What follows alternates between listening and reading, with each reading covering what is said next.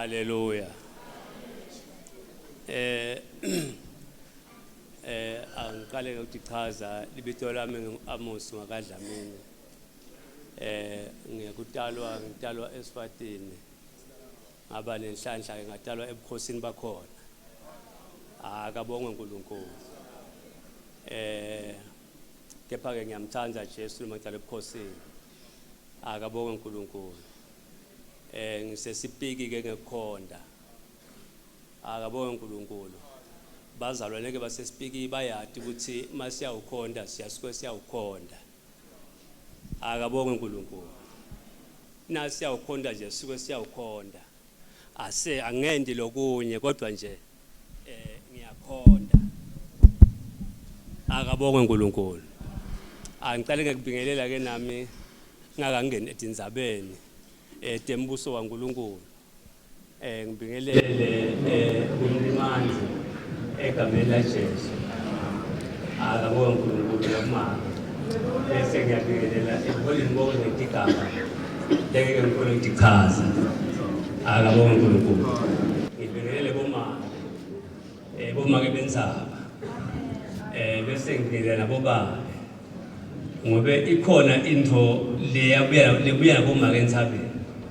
Ngobe tikhona into letitholakalayo kodwa atitholakali noma bengikuphi. Akabonge uNkulunkulu. Ngitawucela nje nami nginganzi kakhulu ngibonge kubrother losikulelako.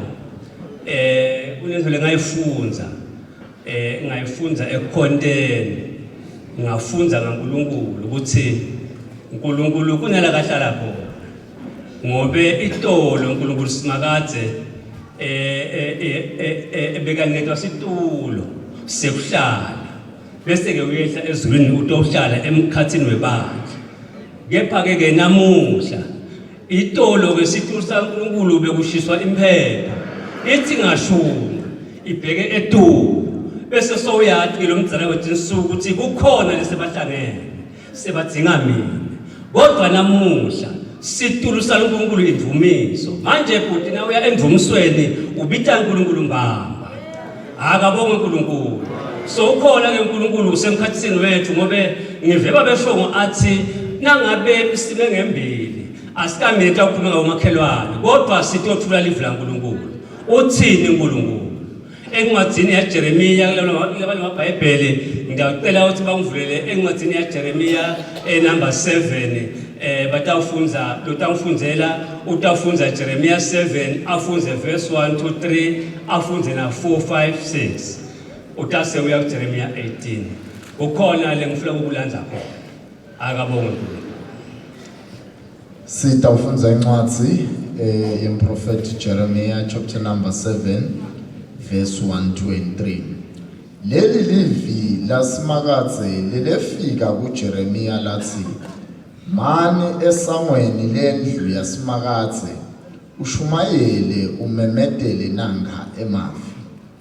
Vanini livi lasimakadze nonke ninesive sakaJuda leningena kulamasango uyawukhonda simakadze. Naku lokushiwo ngusimakadze longusomandla uNkulunkulu wema-Israyeli uthi guqulani tindlela tenu kanye netento tenu tilunge khona ngiyawunivumela ukuthi nihlale kule ndzawo. Verse number 4. Naniguqula ngempela tindlela tenu netento tenu niphathane ngekwemthetho qotho. Naningabaqinzeteli labo bekuhamba nalabangenaboyise nebafelokati ningayiqithi nengadi lengenaqala kulendzawo. Ningabalandzeli labanye boNkulunkulu ukuthi nitilimade nine. Mineke ngiyawunenda nihlale kulendzawo eveni lengalipha boyihlo omkhulu ukuthi libe lapho phakathe naphakathe. Ukhona yini lohola moya kaNkulunkulu longasibusisa livu laNkulunkulu? Siyalibonga Nkosi livu lakho namhla ekuseni egameni likaJesu lifundo yenza wande kahle lafundwa esikhatsini lesimiso, lafundwa nakubantu labangibo. Sicela Nkosi usibusise ngalo namuhla egameni lika Jesu Kristu. Amen. La sifunza khona abazalwane, sifunza ngendzaba yesive sema-Israyeli lesaniketwa umyalo, saniketwa nemithetho ukuthi batawuphila njani, bahambe kanjani. Njengoba nelibandla liyaniketwa umthetho ukuthi kufanele liphile njani, lihambe kanjani. Ngawe uNkulunkulu simakade waniketa ema-Israyeli, emaJuda, indlela kufanele baphile ngayo, basahamba basaya eveni lesithembiso. Manje-ke iBhayibheli lithi-ke uNkulunkulu simakade wakhuluma kuJeremiya umprofethi wakhe wathi, Jeremiya, hamba uye eSamueli, ufike umemedele ushumayele labo labatawungena khona. Akabonge uNkulunkulu. Uyamemedela ke Hezekiya, Jeremiya, uyamemedela Jeremiya uthi kubantu abakuthi simakade uqukane. Ngoba abantu abafuni ukuguquka, kodwa bayafuna impilo kaNkulunkulu, bayafuna ukugcina uNkulunkulu. Kepha-ke lenkulanzile la, iBhayibheli lithi uNkulunkulu waniketa umyalo, waniketa sive sema-Israyeli, kuthi lesive sema-Israyeli kufanele ukuthi siphathe kahle labanye bantu, kwenga lapho lokukhulu kakhulu wathi bangakhondi labanye boNkulunkulu ngaphandle kwakhe uNkulunkulu simakade. Njengoba abe bayalile bayitolo, ngoba lesi sive lesasala libe sathi siqhubeka lelo hambo sibekele kufika eKhenani. Uyakhuluma ke uNkulunkulu simakade, ukhuluma Jeremiya ukuthi-ke akatshele lesive ukuthi singabona labanye boNkulunkulu. Manje-ke uthi-ke uNkulunkulu simakade bangena njalo, ngakho-ke nangabe bangatiguquli tingqondo tabo, tinhliziyo tabo, ngeke bakhone kuhlala. Uma nangabe bakhona labanye boNkulunkulu, ngoba sihamba nabo bazalwane, labakhona labanye boNkulunkulu. Kepha-ke uthi uNkulunkulu simakade-ke lesive lesi asiguquke. Uthi ngabe siguquka utawuba naso eluhambeni loluya eKhenani. Akabonge uNkulunkulu. Kepha-ke kukhona lenkulanzile. iBhayibheli lithi-ke Jeremiya, lesive ngenxa yokungalaleli uNkulunkulu simakade sakhona labanye boNkulunkulu balekuyetive, wase uNkulunkulu simakade uyasiyekelela lesive, usiyekelela etimphini, usiyekelela etinkingeni, tinkinga tabadlavaza, wayekelela etifeni, tifo tababulala labanye ngoba bangafuni ukuguquka. Njengoba namhlantamyetelwa kuthiwa abantu abaguquke, kodwa abantu abafuni ukuguquka. Ngakho uNkulunkulu simakade uyayekelelana, ayekelelana etimphini, awuyelela etitheni takho, tikudlavaze mhlambe tikuhlule tinqomo. Ngoba simakade uNkulunkulu labamlalelako uhamba nabo, abanakekele. Akabonge phela uNkulunkulu. Kukhona abafuna siye khona. Ngicela umfundele incwadi kaJeremiya 18 usuka verse 1 ile verse number 6. Nginganodla isikhathi kakhulu. Kuba ngesikhathi ngiyakhuluma bentawujula. Akabonge uNkulunkulu. Sitafundza incwadi ya Jeremiah chapter number 18 verse number 1 to 6. Leli livi lelefika kuJeremiya liphuma kusimakade lithi, ihlela endlini yembumbi, mulapho-ke ngitakunikela khona umlayeto wami. Ngakho-ke ngehlela endlini yembumbi, ngamkhanza enta umsebenzi wakhe esondweni. Kodwa imbita labeyibumba ngelibumba yonakala etandleni takhe. Ngakho lo mbumbi wase ubumba lenye inhlobo yembita, waya ngekubona kwemehlo akhe ukuthi ufuna ibe njani. Ivi lasimakadze laseliyefika kimi lathi, awu wena ndlu yaka-Israyeli, ngete ngenta yini kini njengaloku kwenta lo mbumbi, usho simakadze. Njengelibumba etandleni tembumbi, ninjalo nani esandleni sami, ninendlu yaka-Israyeli. La sifunza khona abazalwane eJeremiya uya kuNkulunkulu simakade sive sema-Israyeli maJuda ngenxa yemolo bekulohamba imbi kwabo sifike siyakhala kuJeremiya sikhaliswa yini kuJeremiya sithi Jeremiya simakade sowusilahlile ngako titha tethu tiyasinqoba bakhala isikhathi eside uyesuka Jeremiya-ke uyahamba uya kuNkulunkulu simakade uyokhalela isive manje inkinga yaJeremiya uya kuNkulunkulu simakade inhliziyo yakhe iphakame isetulo ngoba lesive siyakhala kuJeremiya simakade usiyekelele ngenxa yokungalaleli timiso tasimakade manje uNkulunkulu simakade lakeva Jeremiya ethi ukhala uphakeme ulingisa lenye indvodza lekwathiwa ayiye eNiniva yayayidalashisi emva kwaloko yathi seyihleti iqansukile yaqansukela simakade ihleli phasi kwesihlahla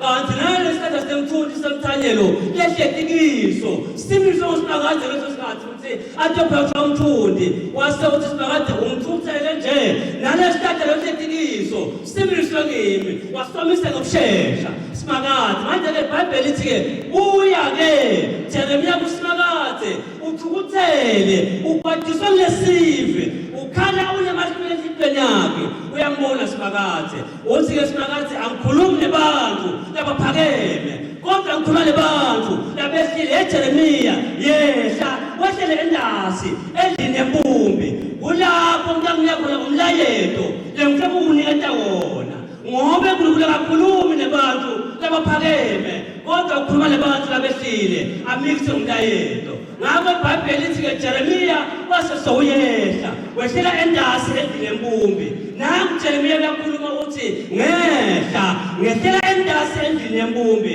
ngamkhanza lobumbako ahleti esondweni lokubumba manje uthi-ke Jeremiya kunele ngakubona okwentiwa uthi ngabona edlule lobumbako abumba imbita manje lengakubona ngabona imbita yonakala ibhidlika etandleni takhe kanti ngiloko uNkulunkulu lemafuna awubona Jeremiya anzi kuba atokhala akhalele sive iBhayibheli-ke lithi-ke asehlile Jeremiya kubone konke loko uthi Jeremiya ngambona lo mbumbi abumba konakala kepha lengakubona ngabona athatha lubumba lona lolonakele alulungisa akhalenye imbita kwayekuthatha kwabo ngabe kusho ukuthi lo uthi kaNkulunkulu simakade eJeremiya nani alinjalo yini nani linjalo esandleni sami nifanele ubumba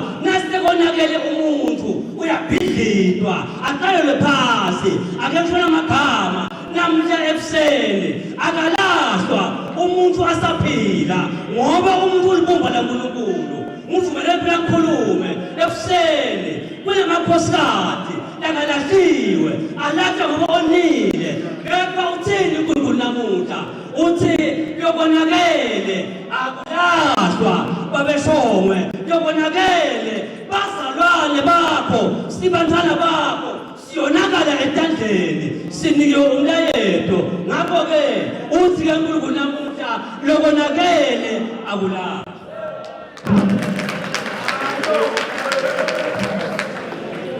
Pastor Telezi, Post.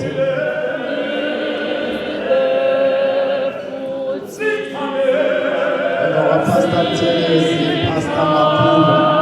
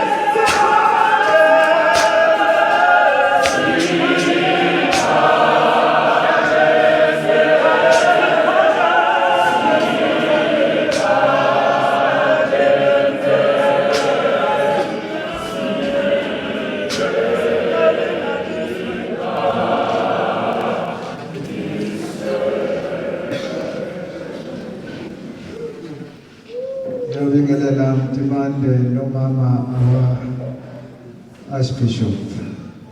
Ngiyabingelela amabishop onke, ngiyabingelela i-leadership yonke, ngiyabingelela ibandla likaNkulunkulu lonke egameni likaJesu Kristu. Amen. Ngizawucela Sompisi ungivulele uSamuel lokuqala ichapter 9 ebese kuthi iverse uzofunda uzo-3 ebese kuba 16 no 17. Siyafunda chapter 9 uSamuel wokuqala verse number 3 bese siyothatha u16 no 17. Izimbongolo zikaKhishi uyise kaSawule zalahleka. UKhishi wathi kuSawule indodana yakhe, "Thatha enye yezingcezu usuke uye kufuna izimbongolo." Verse number 16. Kusasa ngalesi sikhathi ngiyakuthuma kuwe umuntu wasezweni lawaBenjamini, uyakumgcoba abe ngumholi wabantu bami uIsrayeli, asindise abantu bami esandleni samaFilisti. Ngokuba ngibonile abantu bami lokhu ukukhala kwabo kufikile kimi. uSamueli esembonile uSawula, uJehova wathi kuye, "Nangu umuntu engakhuluma ngaye kuwe, ngathi lo uyakubusa abantu bami." Amen. Into ezakalayo la uKhishi ulahlekelwa incebo yakhe eyimfuyo yakhe. Ebese kuthi mayiselahlekelwa incebo yakhe eyimfuyo yakhe abese khipha indodana yakhe ukuthi iyoyifuna ihambe nesisebenzi. Mayihamba indodana yakhe iyofuna imfuyo kayise, lithi iBhayibheli bese kuthi isisebenzi simbukise ukuthi kunomprofeti kule ndawo esisikuyo ongahle sisize enkingeni esihamba ngayo ngoba sesicingile kodwa sifumani esicingayo. Ebese ke bayaya kumprofeti. Babeya kumprofeti baya kumuntu osekhulunywe ngabo bengakafiki. Lithi iBhayibheli baya uye umprofeti esetsheniwe ukuthi kusasa ngalesi sikhathi unomuntu wakaBenjamini ozofika okuzodingeka ukuthi amgcobe abe inkosi. Lithi iBhayibheli ethi maye qhamuka ebese yasho uJehova uSamuel ukuthi nangu umuntu ebengithe ufanele ukuthi umgcobe. Okusho ukuthi into eyenza ukuthi uSaul azefinyelele uSamuel ingenxa yecebo likaJehova ukuthi ufuna ukuthi eze uyofika kuSamuel ukuze ekwazi ukumgcoba. Ngamanye amazwi into eyenzakalayo uma uNkulunkulu efuna umuntu asuke emfuna, ulahla into esuke ithandwa umuntu ukuze athole umuntu asuke emfuna. Njengoba efinyelela lapha uSawuli ingenxa yokuthi uNkulunkulu befuna yena, waselahla imbongolo ikayise ukuze athole yena, ngoba uNkulunkulu ubefuna umuntu osuke emfuna, ulahla into esuke ifunwa ithandwa umuntu ukuze afumane umuntu asuke emfuna. Ithi into uJacob ubambana noNkulunkulu, abambane noNkulunkulu kuze kube ukuthi ushintshe igama lakhe. Kodwa into yakhe ayiqali lapho ukuthi ebesebambana noNkulunkulu kuze kushintshe igama lakhe. Ithi uqala ngokuthi awelise konke, ebese kuba ukuthi mayisewelise konke ebese zobambana noNkulunkulu kuze kushintshe igama lakhe ukuthi angabe usabo Jacob abe uIsrayeli.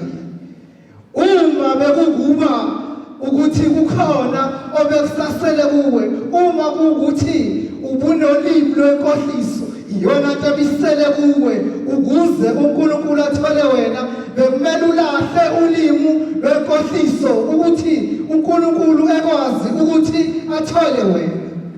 Uma bekuthi endleleni yakho yokukholwa ubunempakamo into ebisalele ukuthi uyenze ukuthi ulahle impakamo ukuze uNkulunkulu ebese kwazi ukuthola wena ngoba uNkulunkulu ukuze akwazi ukuthola umuntu asuke emfuna uwelisa konke njengoJacob ulahla into ongadingeki ukuthi uNkulunkulu afike nayo kuye. Uma kuya ngokuthi uNkulunkulu ufuna ukuthi akuthole akukho okufanele ukuthi ukushiye ungakuwelisi ukuze uzothi masubambana naye ubambane naye enze kwazi ukushintsha igama. Amen bazalwane. Lithi iBhayibheli kwathi uPetro edoba naye edoba navo engakashintshwa ukuthi bengakashintshwa ukuthi babe ngabadobi babantu bese ngabadobi beinhlanzi. Lithi iBhayibheli kwaze kwafika indodana kubo beshikashike ubusuku bonke bangayithola inhlanzi. Kwaze kwafika indodana kubo bengakwazanga ukuthola inhlanzi. Inhlanzi kubo zilahleka ubusuku bonke bedoba ngesikhathi okufanele ngabe badoba ngaso bengama expect bekwazi ukuthi inhlanzi itholakala ngasiphi isikhathi kodwa kutholakala ukuthi kuze kuyasa abayitholi inhlanzi ziyabalahlekela ngoba uma uNkulunkulu efuna umuntu kulahleka into esuyithanda umuntu ukuze uNkulunkulu ekwazi ukuthi athole lowo muntu asuke emfuna ukuze kwazi ukuthola bona ukuthi bengabe besaba abadobi babantu besaba abadobi beinhlanzi ngabadobi babantu. Into efanele ukuthi yenzeke ukuthi inhlanzi bangayitholi ubusuku bonke ukuze kuzoze kufike indodana kubo ikhulumizwe kubo bese beyalenza maqedane bese bequalifya ukuthi bese beba ngabadobi babantu ngoba uNkulunkulu mayedinga umuntu ulahleka into esuyithanda umuntu ukuze uNkulunkulu asebemfuna ebese ethola yena uNkulunkulu abusise. Amen. Pastor Makubu, followed by Bishop Hletshwa.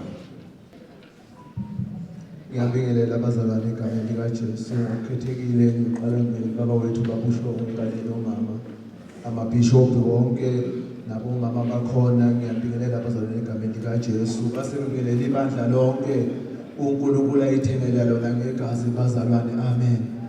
Bazalwane ngeke kibe futhi kakhulu ngizohamba njengobusho ohlelo bazalwane ukuthi sizodlulisa nje ama message or i testimony bazalwane. So bazalwane enhlizweni yami kunento evukayo bazalwane uma sifika inkinga endleleni sihamba singabazalwane sike sixake ukuthi izinto ezisivelelayo why senzeke kithi kodwa masifunda izwi lenkosi lithi nabasendulo zabehlela lezinto ithina ezisehlelayo thina ezisikhathazayo. Amen bazalwane. Manje engifuna ukusho bazalwane ngizoba nje mfishane kakhulu ngizohlabela kunayo umhlabelelo ongubusisayo bazalwane ngicela nje uhlabele kancane. Sobonga ngani enkosini ngena lutho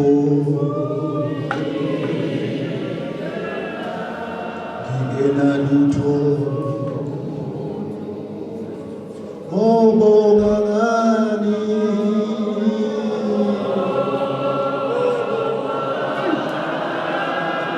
enkosini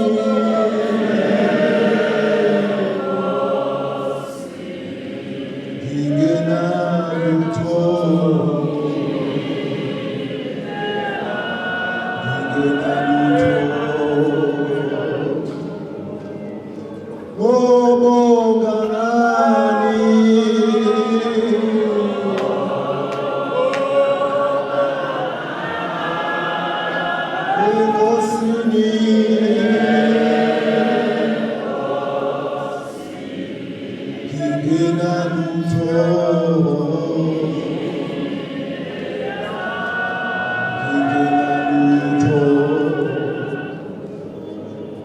Ngobonga ngani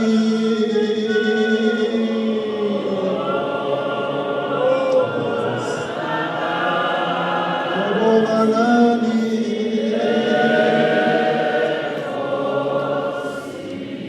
Ngingena lutho